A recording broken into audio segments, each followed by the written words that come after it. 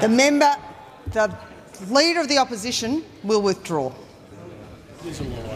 Madam Deputy Unreservedly. Speaker. The Leader of the Opposition has been in this parliament long enough to know that that is unparliamentary language, and he will withdraw. Madam Deputy Speaker, what the Prime Minister said, the Leader of the Opposition will withdraw. Is wrong. The Leader of the Opposition will withdraw. It's misleading, and she shouldn't say it.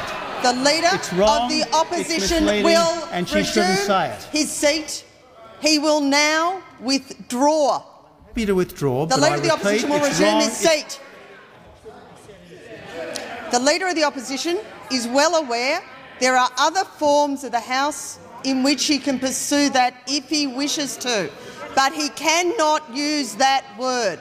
The Manager of Opposition Business, on a point of order. Yes, to your ruling, Madam Deputy Speaker. How is it in order for the Prime Minister to make unbiased assertions and not be called up on them? Seat. The Manager of Opposition Business will resume his seat. If they had cared to listen, I have asked for the word to be withdrawn, which is unparliamentary and cannot be used regardless of your frustration or circumstances. There are other forms of the House that are available to you at other times. The member for Deakin has the call, and I will advise the Leader of the Opposition, if he continues to use that word, I will throw him from the chamber. The Manager of Opposition Business has the call. Deputy Speaker, there's been a lot of discussion today about history. 2 years ago, it's been discussed here today that the Prime Minister made a certain comment in the run-up to an election. As most of us would be aware, the Prime Minister didn't win the election. She didn't win the election. This is a hung parliament. You might learn something from a little bit of history here. You might be a little bit interested. The member for New England has the right to be heard. As the Leader of the Opposition would know very well, as the Prime Minister would know very well, and the Deputy Prime Minister for that matter would know, the decision to do something about climate change, whether it be through an emissions trading scheme or a carbon pricing arrangement, but to put a price on carbon, was a condition of the formation of government.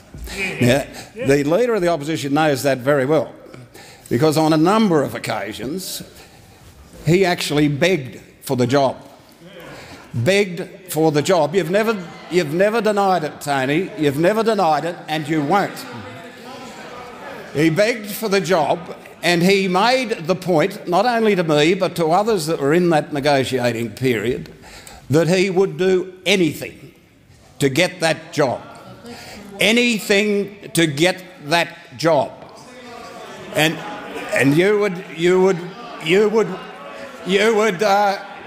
well remember, and your colleagues should be aware, that the only codicil that you put on that was, I will do anything, Tony, to get this job. The only thing I wouldn't do is sell my arse. The member for was prepared to do anything if, in fact, he'd been called upon, and if he had been asked to put in place an emissions trading scheme or a carbon tax for that matter, he would well have done it. The fact that he wasn't asked is something of very, very good judgment in my view. Now, in terms of the substantive issue, I support the suspension of standing orders, because I think it's a debate that we should be very proud of. I'm very proud to have supported the price on carbon. The member for Dixon will leave the chamber under 94A. I'm very proud to have supported doing something about climate change, and I think history will judge those who have had the guts to stand up and actually try and address what is a very difficult issue in a difficult parliament. But this man, the Leader of the Opposition, was quite prepared to do that if he'd been given the nod on that particular day. I will do anything to get this job. They were the comments, and people know that, and they should know it, because you're an absolute disgrace in the way in which you're wandering around on this particular issue. You have exactly the same target as the emissions trading scheme pricing arrangements. You have exactly the same target in terms of the 1990 levels by 2020, and you have the audacity to actually say to people that you're going to achieve that target through a much more expensive arrangement than putting a price on carbon, particularly given the history that you've had in terms of this particular issue. John Howard was someone that I had disagreements with from time to time, but at least he recognised that we have to do something in terms of emissions in this world. The opportunities that exist in regional Australia in terms of the pricing arrangements and the clean energy funds, etc.